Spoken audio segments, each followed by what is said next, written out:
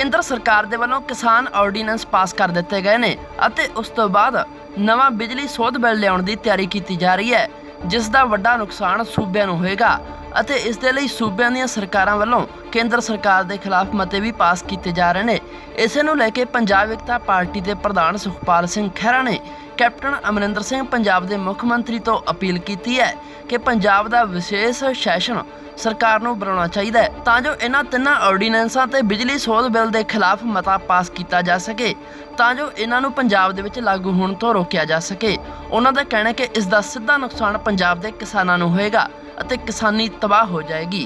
सुखपाल खैरा ने अपील की है कि जेकर सैशन बुलाया जाता तो उस विच सब कुछ साफ हो जाएगा कि किहड़ी पार्टी किसानां दे नाल खड़ी है ਅਤੇ किहड़ी पार्टी किसानां दे नां ते सिर्फ राजनीति करना जानती है।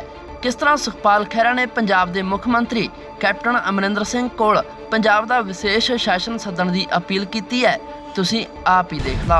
ये ਜਿਹੜੇ दो मसले ने ये ਸਿੱਧਾ पंजाब की खुदमुख्तियारी ते पंजाब की अटोनमी ते देश के फैडरल ढांचे ते बहुत वड्डे हमले ने मोदी साहब की सरकार वालों।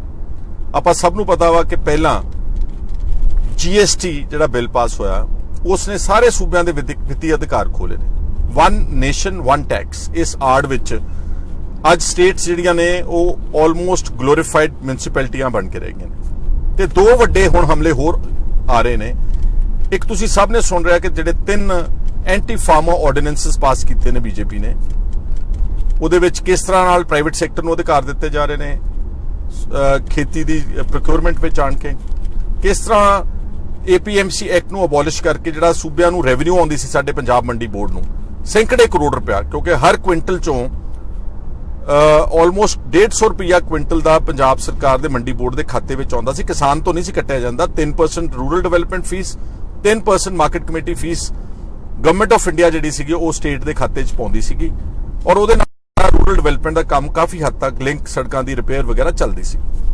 इस नाल वो सारा अबॉलिश हो जाएगा और MSP भावां बीजेपी की सरकार किन्ना ही कही जाए कि नहीं खत्म करांगे वो है ही 3 सूबियां दे कोल प्रचलित है। इस वेले पंजाब कोल है, हरियाणे कोल है MSP ते उत्तर प्रदेश के कोल है। अज वो कह रहे ने पर समा आउण ते अज तो 3 साल 2 साल बाद आपां सब नूं पता वा कि क्रेडिबिलिटी जिहड़ी इंडियन पॉलिटिशियंस दी बहुत पुअर है। ਜਿਹੜਾ देश एक नैशनल कमिटमेंट जिहड़ी कीती सी जम्मू कश्मीर दे नाल ਉਹ स्टेट ਨੂੰ ਤੋੜ ਕੇ 2 ਟੋਟੇ ਕਰਕੇ ਉਹਦੀ यूनियन टेरिटरीज ਬਣਾ ਸਕਦੀ ਹੈ ਤੇ ਉਹ MSP ਖੋਣ ਲੱਗੇ ਤਾਂ 5 ਮਿੰਟ ਵੀ ਨਹੀਂ ਲਾਉਣਗੇ। ਦੂਸਰਾ ਮਸਲਾ ਜਿਹੜਾ ਹੈਗਾ ਲੇਟੈਸਟ ਆ ਰਿਹਾ ਉਹ ਹੈਗਾ ਇਲੈਕਟ੍ਰਿਸਿਟੀ ਅਮੈਂਡਮੈਂਟ ਬਿੱਲ 2020। ਇਹ ਜਿਹੜਾ ਆਗਾਮੀ ਮੌਨਸੂਨ ਸੈਸ਼ਨ ਹੈ ਪਾਰਲੀਮੈਂਟ ਦਾ, ਇਹ ਦੋਨੋਂ ਵੱਡੇ ਇਸ਼ੂਜ਼ बीजेपी ਦੀ ਸਰਕਾਰ ਦਿੱਲੀ ਵਿੱਚ ਬੈਠ ਕੇ ਇਹ ਪਾਸ ਕਰਾਵੇਗੀ।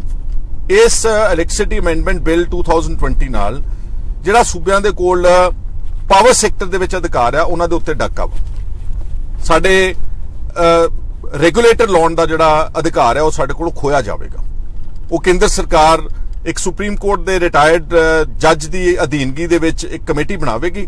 ਸਾਰੇ ਦੇਸ਼ ਦੇ ਸਾਰੇ ਸੂਬਿਆਂ ਵਿੱਚ ਪਾਵਰ ਰੈਗੂਲੇਟਰਸ ਉਹ ਅਪਾਇੰਟ ਕਰਿਆ ਕਰਨਗੇ। ਅੱਜ ਅਸੀਂ ਪਾਵਰ ਰੈਗੂਲੇਟਰ ਆਪਣਾ ਅਪਾਇੰਟ ਕਰਦੇ ਹਾਂ। ਆਪਣੇ ਪਾਵਰ ਰੈਗੂਲੇਟਰ ਨੂੰ ਪੰਜਾਬ ਦੀ ਸਥਿਤੀ ਦਾ ਪਤਾ ਵਾ ਕਿ ਕਿੰਨੀ ਬਿਜਲੀ ਦੀਆਂ ਦਰਾਂ ਵਧਾਉਣੀਆਂ ਚਾਹੀਦੀਆਂ, ਕਿੰਨੀਆਂ ਜਾਇਜ਼ ਨੇ, ਕਿੰਨੀਆਂ ਨਜਾਇਜ਼ ਨੇ।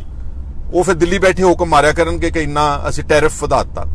ਔਰ ਇਹ ਸਾਰਾ ਕੁਝ ਜਿਹੜਾ ਪ੍ਰਪੋਜ਼ਡ ਇਲੈਕਟ੍ਰਿਸਿਟੀ ਅਮੈਂਡਮੈਂਟ ਬਿੱਲ ਆ ਇਹ ਬੇਸਿਕਲੀ ਇਹਦਾ ਜਿਹੜਾ ਇੱਕ ਹੋਰ ਵੱਡਾ ਰੈਮੀਫਿਕੇਸ਼ਨ ਆ ਕਿ ਕੇਂਦਰ ਸਰਕਾਰ ਕਹਿਣ ਜਾ ਰਹੀ ਆ ਕਿ ਜਿਹੜੇ ਸੂਬੇ ਕਿਸਾਨਾਂ ਨੂੰ ਕਿਸੇ ਤਰ੍ਹਾਂ ਦੀ ਵੀ ਸਬਸਿਡੀ ਦਿੰਦੀ, ਜਿੱਦਾਂ ਪੰਜਾਬ ट्यूबवैल्स की मुफ्त बिजली की सबसिडी दिंदा, वो केंद्र सरकार इस अमेंडमेंट जिहड़ा इलैक्ट्रिसिटी अमेंडमेंट बिल 2020 है उन्होंने खत्म करन जा रही है। उन्होंने रिप्लेस करन लगे ने DBT डायरैक्ट बेनिफिट ट्रांसफर, यानी कि तुसीं किसानां नूं अगर सबसिडी देना चाहुंदे हो उन्हां दे खातिਆਂ ਦੇ ਵਿੱਚ पैसे पाओ। ਜਿਹੜੀ स्टेट पंजाब वर्गी स्टेट अपने बिजली बोर्ड का 8000 करोड़ रुपया अदा नहीं कर सकती, ਉਹਦਾ डिफॉल्ट पेमेंट है ਜਿਹੜੀ सबसिडी जा रही है फ्री बिजली किसानां नूं, ਉਹ ਹਰ ਕਿਸਾਨ ਦੇ ਅਕਾਊਂਟ ਵਿੱਚ ਪੈਸੇ ਕਿੱਥੋਂ ਪਾਵੇਗੀ? ਸਾਡੇ ਕੋਲ ਪੈਸੇ ਹੀ ਹੈ ਨਹੀਂਗੇ। ਔਰ ਇਹਦੇ 'ਚ ਇੱਕ ਹੋਰ ਸ਼ਰਤ ਰੱਖੀ ਆ ਉਹਨਾਂ ਨੇ ਕਿ ਇਹ ਜਿਹੜਾ ਅਸੀਂ ਬਿੱਲ ਇਸ ਕਰਕੇ ਲੈ ਕੇ ਆ ਰਹੇ ਹਾਂ, ਇਹ ਸਬਸਿਡੀ ਕਿਸਾਨਾਂ ਨੂੰ ਬਿਜਲੀ ਦੀ ਜਾਂ ਹੋਰ ਤਰ੍ਹਾਂ ਦੀ ਸਬਸਿਡੀ ਖਤਮ ਕਰਨੀ ਪਵੇਗੀ ਤੇ DBT ਕਰਨਾ ਪਵੇਗਾ, ਕਿਉਂਕਿ ਅਗਰ ਸਟੇਟਸ ਆਪਣੀ ਬੋਰੋਇੰਗ ਲਿਮਿਟ ਵਧਾਉਣਾ ਚਾਹੁੰਦੇ ਨੇ, ਅਗਰ ਕਰਜ਼ੇ ਦੀ ਲਿਮਿਟ ਉਹ ਥੋੜੀ ਜਿਹੀ ਵਧਾਉਣਾ ਚਾਹੁੰਦੇ ਨੇ, ਫਿਰ ਉਹਨਾਂ ਨੂੰ ਸਾਡੀ ਇਹ ਅਮੈਂਡਮੈਂਟ ਪਾਸ ਕਰਨੀ ਪਵੇਗੀ ਆਪਣੀ ਕੈਬਨਿਟ ਵਿੱਚ। ਔਰ ਇਸ ਵਕਤ ਕੀ ਆ ਕਿ ਜਿਹੜੀ ਸਟੇਟ ਦਾ ਸਟੇਟ ਗ੍ਰੋਸ ਡੋਮੈਸਟਿਕ ਪ੍ਰੋਡਕਟ ਹੈਗਾ GSDP, gross state domestic product, ਉਹਦਾ 3% ਤੱਕ ਤੁਸੀਂ ਕਰਜ਼ਾ ਚੱਕ ਸਕਦੇ ਹੋ। ਅੱਜ ਪੰਜਾਬ 2.5 ਲੱਖ ਕਰੋੜ ਰੁਪਏ ਦਾ ਕਰਜ਼ਾ ਹੀ ਹੈ, ਇਹਨੂੰ ਹੋਰ ਕਰਜ਼ੇ ਦੀ ਲੋੜ ਆ। ਤਾਂ ਉਹਨਾਂ ਨੇ ਕਿਹਾ ਜੇ ਤੁਸੀਂ ਕਰਜ਼ਾ ਹੋਰ 3 ਤੋਂ ਵਧਾ ਕੇ 5% ਇਹ ਲਿਮਿਟ ਕਰਨਾ ਚਾਹੁੰਦੇ ਹੋ GSDP ਦੀ, ਤੁਹਾਨੂੰ ਇਹ ਸਾਡੀਆਂ ਸ਼ਰਤਾਂ ਪ੍ਰਵਾਨ ਕਰਨੀਆਂ ਪੈਣੀਆਂ, ਕੈਬਨਿਟ ਵਿੱਚ ਪਾਸ ਕਰਨੀਆਂ ਪੈਣੀਆਂ, ਸੂਬਿਆਂ ਨੂੰ ਆਪਣੀ ਵਿਧਾਨ ਸਭਾ ਦੇ ਵਿੱਚ ਪਾਸ ਕਰਨੀਆਂ ਪੈਣਗੀਆਂ। ਔਰ ਅਫਸੋਸ ਦੀ ਗੱਲ ਆ ਕਿ ਕੈਪਟਨ ਸਾਹਿਬ ਨੇ ਇੱਕ ਵਾਰ ਘਬਰਾ ਕੇ ਇਹ ਜਿਹੜਾ ਇਲੈਕਟ੍ਰਿਸਿਟੀ ਅਮੈਂਡਮੈਂਟ ਪ੍ਰਪੋਜ਼ਡ ਬਿੱਲ ਹੈ 2020 ਇਹਨੂੰ ਆਪਣੀ ਕੈਬਨਿਟ 'ਚ ਪਾਸ ਕਰ ਚੁੱਕੇ ਨੇ। ਤੁਹਾਨੂੰ ਯਾਦ ਹੈ ਕਿ ਉਹਨਾਂ ਨੇ ਆਪਣੀ ਕੈਬਨਿਟ 'ਚ ਇਸ ਨੂੰ ਪ੍ਰਵਾਨਗੀ ਦਿੱਤੀ ਤੇ ਬਾਅਦ 'ਚ ਬਹੁਤ ਹਾਹਾਕਾਰ ਮਚੀ ਕਿ ਕਿਸਾਨਾਂ ਦੀ ਜਿਹੜੀ ਪਾਵਰ ਸਬਸਿਡੀ ਆ ਬਿੱਲਾਂ ਦੀ, ਇਹ ਜਿਹੜੀ ਮੁਫਤ ਬਿਜਲੀ ਆ, ਇਹਦਾ ਵਿਰੋਧ ਹੋਇਆ, ਕਿਸਾਨ ਜਥੇਬੰਦੀਆਂ ਵੱਲੋਂ ਹੋਇਆ, ਪੋਲੀਟੀਕਲ ਪਾਰਟੀਆਂ ਵੱਲੋਂ ਹੋਇਆ ਤੇ ਕੈਪਟਨ ਸਾਹਿਬ ਨੇ ਆਪਣੇ ਟਵਿੱਟਰ ਅਕਾਊਂਟ ਤੇ ਜਾ ਕੇ ਟਵੀਟ ਕੀਤਾ ਵਾ ਕਿ ਮੈਂ ਯਕੀਨ ਦਿਵਾਉਣਾ ਚਾਹੁੰਦਾ ਪੰਜਾਬ ਦੇ ਕਿਸਾਨਾਂ ਨੂੰ ਕਿ ਤੁਹਾਡੀ ਮੁਫਤ ਬਿਜਲੀ ਜਿਹੜੀ ਟਿਊਬਵੈੱਲ 'ਚ ਖਤਮ ਨਹੀਂ ਕੀਤੀ ਜਾਵੇਗੀ। ਉਹ ਇੱਕ ਟਵਿੱਟਰ ਟਵੀਟ ਹੈ, ਜਦਕਿ ਫੈਸਲਾ ਉਹਨਾਂ ਨੇ ਆਪਣੀ ਕੈਬਨਿਟ ਦੇ ਵਿੱਚ ਉਸ ਨੂੰ ਪ੍ਰਵਾਨਗੀ ਦਿੱਤੀ ਹੋਈ ਹੈ। ਇਸ ਲਈ ਜੇ ਤਾਂ ਪੰਜਾਬ ਦੇ ਹਕੂਕ ਨੂੰ ਵਾਕਈ ਡਿਫੈਂਡ ਕਰਨਾ ਕੈਪਟਨ ਸਾਹਿਬ ਚਾਹੁੰਦੇ ਨੇ, ਔਰ ਮੈਂ ਸਮਝਦਾ ਕਿ ਉਹ ਚਾਹੁੰਦੇ ਨੇ ਕਰਨਾ, ਉਹ ਪਹਿਲਾਂ ਉਹਨਾਂ ਨੇ ਆਪਣੇ ਪਾਣੀਆਂ ਤੇ ਅੱਛਾ ਸਟੈਂਡ ਲਿਆ, ਉਹਨਾਂ ਦਾ ਇੱਕ ਪੰਜਾਬ ਪੱਖੀ ਰਵੱਈਆ ਸਾਨੂੰ ਨਜ਼ਰ ਆਉਂਦਾ ਵਾ। ਅਗਰ ਵਾਕਈ ਕਰਨਾ ਚਾਹੁੰਦੇ ਤਾਂ ਉਹਨਾਂ ਨੂੰ ਇਮੀਡੀਏਟਲੀ ਇੱਕ ਸਪੈਸ਼ਲ ਸੈਸ਼ਨ ਪੰਜਾਬ ਵਿਧਾਨ ਸਭਾ ਦਾ ਸੱਦਣਾ ਚਾਹੀਦਾ, ਸਿਰਫ 2 ਮੁੱਦਿਆਂ ਦੇ ਉੱਤੇ, ਪ੍ਰਪੋਜ਼ਡ ਇਲੈਕਟ੍ਰਿਸਿਟੀ ਅਮੈਂਡਮੈਂਟ ਬਿੱਲ 2020 ਤੇ ਜਿਹੜੇ 3 ordinances anti farmer, anti Punjab ਔਰ ਫੈਡਰਲ ਢਾਂਚੇ ਉੱਤੇ ਵੱਡਾ ਹਮਲਾ ਨੇ ਦੋਨਾਂ ਬਿੱਲਾਂ ਦਾ। ਇਹਨਾਂ ਦੇ ਉੱਤੇ ਵਿਧਾਨ ਸਭਾ ਦਾ ਸੈਸ਼ਨ ਸੱਦ ਕੇ ਇੱਕ ਮਤਾ ਰੱਖਣਾ ਚਾਹੀਦਾ ਪੰਜਾਬ ਵਿਧਾਨ ਸਭਾ। ਨਾਲੇ ਸਾਰੀਆਂ ਪਾਰਟੀਆਂ ਦਾ ਪੱਖ ਪਤਾ ਲੱਗ ਜੂ। ਸ਼੍ਰੋਮਣੀ ਅਕਾਲੀ ਦਲ ਜਿਹੜਾ ਦੋਗਲੀ ਨੀਤੀ ਖੇਡ ਰਿਹਾ ਇਸ ਵਕਤ, ਨਾਲੇ ਦਿੱਲੀ ਬੈਠੇ ਹਰਸਿਮਰਤ ਕੌਰ ਜੀ ਬਾਦਲ ਉਹਨਾਂ ਸਾਰੇ ਆਰਡੀਨੈਂਸਾਂ ਨੂੰ ਸਾਈਨ ਕਰੀ ਜਾਂਦੇ ਨੇ, ਆ ਜਿਹੜਾ ਪ੍ਰਪੋਜ਼ਡ ਇਲੈਕਟ੍ਰਿਸਿਟੀ ਅਮੈਂਡਮੈਂਟ ਬਿੱਲ ਹੈ 2020 ਨਾਲੇ ਇਹਨੂੰ ਪ੍ਰਵਾਨਗੀ ਦੇਈ ਜਾਂਦੇ ਨੇ ਤੇ ਨਾਲੇ ਪੰਜਾਬ ਵਿੱਚ ਅਕਾਲੀ ਦਲ ਇਹਨਾਂ ਗੱਲਾਂ ਦਾ ਵਿਰੋਧ ਕਰੀ ਜਾਂਦਾ ਵਾ। ਇਹ ਡਬਲ ਸਟੈਂਡਰਡਸ ਨੇ ਪੋਲਿਟਿਕਸ ਵਿੱਚ। ਨਾਲੇ ਇਹਨਾਂ ਦਾ ਪਤਾ ਲੱਗ ਜੂਗਾ ਕਿ ਕੀ ਇਹ ਉਹਨਾਂ ਆਰਡੀਨੈਂਸ ਦੇ ਖਿਲਾਫ ਤੇ ਅਮੈਂਡਮੈਂਟ ਬਿੱਲ ਦੇ ਖਿਲਾਫ ਵੋਟ ਪਾਉਂਦੇ ਨੇ।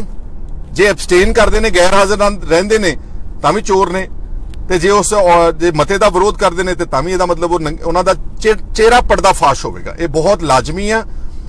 ਇਸ ਤੋਂ ਪਹਿਲਾਂ ਕਿ ਮੌਨਸੂਨ ਸੈਸ਼ਨ ਦੇ ਵਿੱਚ ਪਾਰਲੀਮੈਂਟ ਵਿੱਚ ਇਹ ਬਿੱਲ ਪਾਸ ਹੋ ਜਾਣ, ਇਹ ਕਾਨੂੰਨ ਬਣ ਜਾਣ, ਦੋਨੋਂ electricity reforms amendment bill 2020 and ਜਿਹੜੇ 3 ਆਰਡੀਨੈਂਸਸ ਪਾਸ ਕੀਤੇ ਨੇ ਬੀਜੇਪੀ ਗਵਰਨਮੈਂਟ ਨੇ, ਕਾਨੂੰਨ ਬਣਨ ਤੋਂ ਪਹਿਲਾਂ ਪੰਜਾਬ ਦੀ ਵਿਧਾਨ ਸਭਾ ਦਾ 1 ਦਿਨ ਦਾ ਸੈਸ਼ਨ ਬੁਲਾ ਕੇ ਇਹਦੇ ਤੇ ਚਰਚਾ ਤੇ ਬਹਿਸ ਕਰਾਉਣ ਤੋਂ ਬਾਅਦ ਇੱਕ ਮਤਾ ਪਾਸ ਕੀਤਾ ਜਾਣਾ ਚਾਹੀਦਾ। ਸਾਰੀਆਂ ਪੋਲੀਟੀਕਲ ਪਾਰਟੀਆਂ ਦਾ ਜਿਹੜਾ ਪੱਖ ਹੈਗਾ ਤੁਹਾਨੂੰ ਉਹ ਸਾਫ਼-ਸਾਫ਼ ਨਜ਼ਰ ਆਉਣ ਲੱਗ ਜਾਏਗਾ ਕਿ ਕਿਹੜੀ ਪਾਰਟੀ ਪੰਜਾਬ ਪੱਖੀ ਆ, ਕਿਹੜੇ ਵਿਧਾਇਕ ਪੰਜਾਬ ਪੱਖੀ ਨੇ ਤੇ ਕਿਹੜੇ ਵਿਧਾਇਕ ਦੋਗਲੀ ਨੀਤੀ ਖੇਡਦੇ ਨੇ ਤੇ ਪੰਜਾਬ ਦੇ ਹਕੂਕ ਦੇ ਉੱਤੇ ਜਿਹੜੇ ਡਾਕਾ ਮਾਰਨ ਜਾ ਰਹੇ ਨੇ ਉਹਨਾਂ ਦਾ ਸਾਥ ਦਿੰਦੇ ਨੇ। ਔਰ ਮੈਂ ਕਹਿਣਾ ਚਾਹੁੰਦਾ ਵਾਂ ਕਿ ਅੱਜ ਸਟੇਟਸ ਜਿਹੜੀਆਂ ਨੇ ਉਹਨਾਂ ਦੇ ਕੋਲ ਕੋਈ ਖਾਸ ਅਧਿਕਾਰ ਨਹੀਂਗਾ। ਸਾਡੀ ਐਜੂਕੇਸ਼ਨ ਦੀ ਨੀਤੀ ਦਿੱਲੀੋਂ ਬਣਦੀ ਆ, ਸਾਡੀ ਹੈਲਥ ਕੇਅਰ ਦੀ ਨੀਤੀ ਦਿੱਲੀੋਂ ਬਣਦੀ ਆ, ਸਾਡੀ ਲੇਬਰ ਦੇ ਲਾਜ਼ ਮਨਰੇਗਾ ਵਗੈਰਾ ਦਿੱਲੀੋਂ ਬਣਦੇ ਨੇ, ਸਾਡੀਆਂ ਸੜਕਾਂ ਟੋਟਲ ਨੈਸ਼ਨਲ ਹਾਈਵੇਜ਼ ਤੋਂ ਲੈ ਕੇ ਪਲਾਨ ਰੋਡਸ ਤੱਕ, ਪ੍ਰਧਾਨ ਮੰਤਰੀ ਗ੍ਰਾਮ ਸੜਕ ਯੋਜਨਾ, ਸਿਰਫ ਲਿੰਕ ਰੋਡਸ ਰਹਿ ਗਏ ਜਿਹੜੀ ਪਿੰਡੂ ਸੜਕਾਂ ਨੇ ਛੋਟੀਆਂ, ਉਹ ਸਿਰਫ ਪੰਜਾਬ ਦੀ ਸਟੇਟ ਦੇ ਕੋਲ ਰਹਿ ਗਈਆਂ ਨੇ। ਇਸ ਤੋਂ ਇਲਾਵਾ ਜਿੰਨੇ ਵੀ ਅਧਿਕਾਰ ਉਹ ਸਾਰਾ ਹੌਲੀ-ਹੌਲੀ ਕਰਕੇ, ਪਹਿਲਾਂ ਆਫਟਰ ਆਲ ਕਾਂਗਰਸ ਨੇ ਇਸ ਦੀ ਸ਼ੁਰੂਆਤ ਕੀਤੀ ਸੀ ਪਰ ਉਹ ਫਿਰ ਵੀ ਥੋੜਾ ਬਹੁਤਾ ਬਚ ਕੇ ਚੱਲਦੇ ਸੀਗੇ ਕਿ ਹਾਹਾਕਾਰ ਮਚੇਗੀ। ਲੇਕਿਨ ਪਿਛਲੇ ਜਦੋਂ ਦੀ ਮੋਦੀ ਸਾਹਿਬ ਦੀ ਸਰਕਾਰ ਆਈ ਹੈ ਇਹਨਾਂ ਨੇ ਬਿਲਕੁਲ ਇਸ ਸਿਸਟਮ ਨੂੰ ਫੈਡਰਲ ਢਾਂਚੇ ਤੋਂ ਬਦਲ ਕੇ ਯੂਨਿਟਰੀ ਫਾਰਮ ਆਫ ਗਵਰਨਮੈਂਟ ਵੱਲ ਨੂੰ ਲੈ ਕੇ ਜਾ ਰਹੇ ਨੇ ਔਰ ਉਹਦਾ ਨੁਕਸਾਨ ਸਟੇਟਸ ਨੂੰ ਹੁੰਦਾ। ਜਦੋਂ ਸਟੇਟਸ ਨੂੰ ਹੁੰਦਾ ਉਦੋਂ ਅਲਟੀਮੇਟਲੀ ਬਸ਼ਿੰਦਿਆਂ ਦੇ ਉੱਤੇ ਨੁਕਸਾਨ ਹੁੰਦਾ ਸਿੱਧਾ। ਉਹਦਾ ਡਾਇਰੈਕਟ ਜਿਹੜਾ ਅਸਰ ਆ ਉਹ ਆਮ ਨਾਗਰਿਕ ਤੇ ਪੈਂਦਾ ਵਾ। ਜਦ ਸਟੇਟ ਦੇ ਕੋਲ ਕੋਈ ਅਧਿਕਾਰ ਹੀ ਨਹੀਂ ਰਹਿਣਾ, ਸਟੇਟ ਦੇ ਕੋਲ ਕੋਈ ਪੈਸਾ ਹੀ ਨਹੀਂ ਰਹਿਣਾ, ਸਟੇਟ ਦੇ ਕੋਲ ਕੋਈ ਨੀਤੀ ਨਹੀਂ ਰਹਿਣੀ, ਨਾ ਅਸੀਂ ਆਪਣਾ ਵਿਰਸਾ ਪੜ੍ਹਾ ਸਕਦੇ ਹਾਂ, ਨਾ ਅਸੀਂ ਆਪਣਾ ਇਲਾਜ ਦੀ ਪ੍ਰਣਾਲੀ ਨੂੰ ਆਪਣੇ ਅਨੁਕੂਲ ਚਲਾ ਸਕਦੇ ਹਾਂ, ਨਾ ਅਸੀਂ ਆਪਣੀ ਲੇਬਰ ਨੂੰ ਆਪਣੇ ਅਨੁਕੂਲ। ਜਦੋਂ ਤੁਸੀਂ ਸਾਰੇ ਦੇਸ਼ ਵਿੱਚ ਇੱਕ ਕਾਨੂੰਨ ਲਾਗੂ ਕਰ ਰਹੇ ਹੋ ਤੇ ਹਰ ਸਟੇਟ ਦੀ ਤੇ ਹਰ ਸੂਬੇ ਦੇ ਅਲੱਗਾ ਡਿਮਾਂਡਸ ਨੇ, ਅਲੱਗਾ ਵਾਤਾਵਰਨ ਹੈ, ਅਲੱਗਾ ਉਹਨਾਂ ਦੀਆਂ ਭਾਵਨਾਵਾਂ ਨੇ, ਤੁਸੀਂ ਇਕਸਾਰਤਾ ਤਾਂ ਕਰ ਹੀ ਨਹੀਂ ਸਕਦੇ। ਔਰ ਫੈਡਰਲ ਢਾਂਚਾ ਅਮਰੀਕਾ ਨੇ, ਕੈਨੇਡਾ ਨੇ ਸਾਰੀ ਸਟੇਟਸ ਨੂੰ ਟੋਟਲ ਆਟੋਨਮੀ ਦਿੱਤੀ ਹੋਈ ਹੈ, ਬਲਕਿ ਥੱਲੇ ਕਾਉਂਟੀਜ਼ ਤੇ ਜ਼ਿਲ੍ਹਿਆਂ ਤੱਕ ਆਟੋਨਮੀ, ਬਲਕਿ ਮੇਅਰਸ ਤੱਕ ਬਹੁਤ ਆਟੋਨਮੀ ਹੈ। ਕਈ ਕਾਉਂਟੀਜ਼ ਦੇ ਮੇਅਰ ਜਿਹੜੇ ਨੇ ਉਹ ਇੰਨੇ ਇੰਡੀਪੈਂਡੈਂਟ ਨੇ ਕਿ ਉਹਨਾਂ ਦੀ ਆਪਣੀ ਪੁਲਿਸ ਫੋਰਸ ਹੈ, ਉਹ ਆਪਣਾ ਲਾਅ ਬਣਾ ਸਕਦੇ ਨੇ। ਇੱਕ ਛੋਟਾ ਜਿਹਾ ਸ਼ਹਿਰ ਤੇ ਸਾਡੇ ਜਿਹੜਾ 73ਵੀਂ ਤੇ 74ਵੀਂ ਕਨਸਟੀਟਿਊਸ਼ਨ ਵਿੱਚ ਸੋਧ ਕੀਤੀ ਸੀ ਰਾਜੀਵ ਗਾਂਧੀ ਨੇ, ਉਹ ਕਹਿਣ ਨੂੰ ਕਿ ਅਸੀਂ ਸਾਰੇ ਅਧਿਕਾਰ ਦੇ ਰਹੇ ਹਾਂ ਪੰਚਾਇਤ ਪ੍ਰਣਾਲੀ ਨੂੰ, ਮਿਊਨਿਸਪਲ ਕਮੇਟੀਆਂ ਨੂੰ, ਬਲਾਕ ਸੰਮਤੀਆਂ, ਜ਼ਿਲ੍ਹਾ ਪਰਿਸ਼ਦ, ਆ ਜਿੰਨੇ ਚੁਣੇ ਗਏ ਨੇ ਮੇਰੇ ਵੀਰ ਭੈਣ ਭਰਾ, ਉਹਨਾਂ ਨੂੰ ਪਤਾ ਵਾ ਸਵਾਏ ਚਾਹ ਦੇ ਕੱਪ ਤੋਂ ਇਹਨਾਂ ਦੇ ਕੋਲ ਇੱਕ ਨਵੇਂ ਪੈਸੇ ਦਾ ਅਧਿਕਾਰ ਨਹੀਂ। ਪੰਚਾਇਤਾਂ ਕਹਿਣ ਨੂੰ ਸਿਰਫ ਆਟੋਨੋਮਸ ਨੇ, ਇੱਕ ਸਰਪੰਚ ਨਾਲੋਂ ਪਾਵਰਫੁਲ ਜ਼ਿਆਦਾ ਪੰਚਾਇਤ ਸੈਕਟਰੀ ਆ ਤੇ ਵੀਡੀਓ ਤਾਂ ਉਹਨਾਂ ਦਾ ਗੁਰੂ ਆ, ਉਹਨਾਂ ਦੇ ਕੋਲ ਕੋਈ ਅਧਿਕਾਰ ਨਹੀਂ, ਕੋਈ ਮਨਮਰਜ਼ੀ ਦੇ ਨਾਲ ਉਹ ਆਪਣਾ ਕੰਮ ਨਹੀਂ ਕਰਾ ਸਕਦੇ। ਜੋ ਟੇਲਰ ਮੇਡ ਸਕੀਮਸ ਦਿੱਲੀੋਂ ਵਾਇਆ ਚੰਡੀਗੜ੍ਹ ਉਹ ਸਿਰਫ ਉਹਨਾਂ ਨੂੰ ਲਾਗੂ ਕਰਨ 'ਚ ਲੱਗੇ ਰਹਿੰਦੇ ਨੇ। ਇਸ ਲਈ ਮੇਰੇ ਵੀਰੋ ਭੈਣੋ ਤੇ ਸਤਿਕਾਰਯੋਗ ਪੰਜਾਬ ਦੇ ਜਿੰਨੇ ਵੀ ਚਿੰਤਿਤ ਲੋਕ ਨੇ, ਤੁਹਾਨੂੰ ਸਭ ਨੂੰ ਪ੍ਰੈਸ਼ਰ ਪਾਉਣਾ ਚਾਹੀਦਾ। ਔਰ ਕੈਪਟਨ ਸਾਹਿਬ ਨੂੰ ਮੇਰੀ ਰਿਕੁਐਸਟ ਹੈ ਕਿ ਇਹ ਇੰਪੋਰਟੈਂਟ ਇਸ਼ੂਜ਼ ਨੇ, ਇਹਦੇ ਤੇ ਤੁਹਾਨੂੰ ਇੱਕ ਸੈਸ਼ਨ ਬੁਲਾ ਕੇ ਤੇ ਇਹਨਾਂ ਗੱਲਾਂ ਦਾ ਵਿਰੋਧ ਕਰਨਾ ਚਾਹੀਦਾ ਤਾਂ ਕਿ ਸਾਡੇ ਸਟੇਟ ਦੇ ਅਧਿਕਾਰ ਬਚੇ ਰਹਿਣ, ਸਾਡੀ ਆਇਡੈਂਟੀਟੀ ਬਚੀ ਰਵੇ। Punjab is not a normal state, it is unlike the rest of the states of the country. It has a separate identity, it has separate political issues, separate social and religious issues. These need to be defended very, very strongly.